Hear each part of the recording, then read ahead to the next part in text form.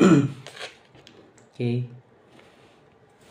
Sino papagawa ng ganito guys?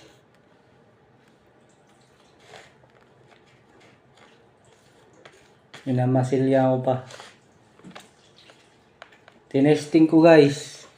Kaso, kailangan talaga ng epoxy para matigas talaga. Pero matigas na din.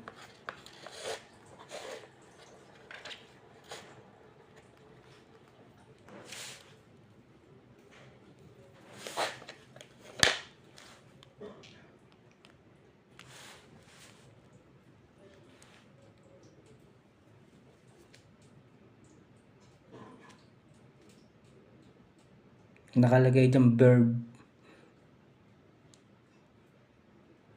Mga Tagalog, pandiwa, di ba? Verb, pandiwa. Hindi ko na nalagyan ng A yan sa dulo.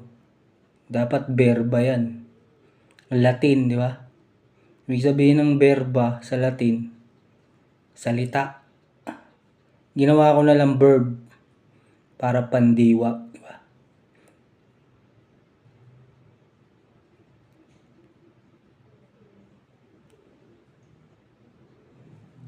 Usalan ko pa to para mabuhay. Para susundin niya lahat ng magsusuot na ito. Kung sino ang magsusuot. Bubuhayin ko to. Diba? Verb, ibig sabihin salita, pandiwa. Pag bibigkas ka ng salita, aayon yan dito. Diba?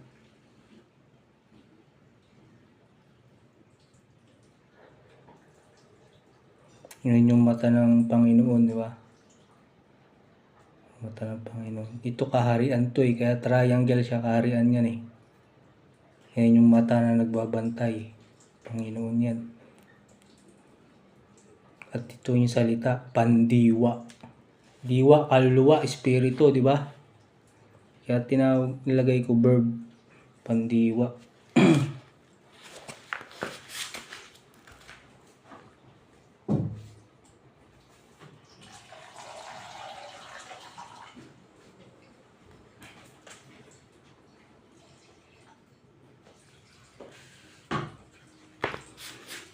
Insalang ko to guys. Kahit sabi mong bato lang na ordinary, pag inusalang ko na,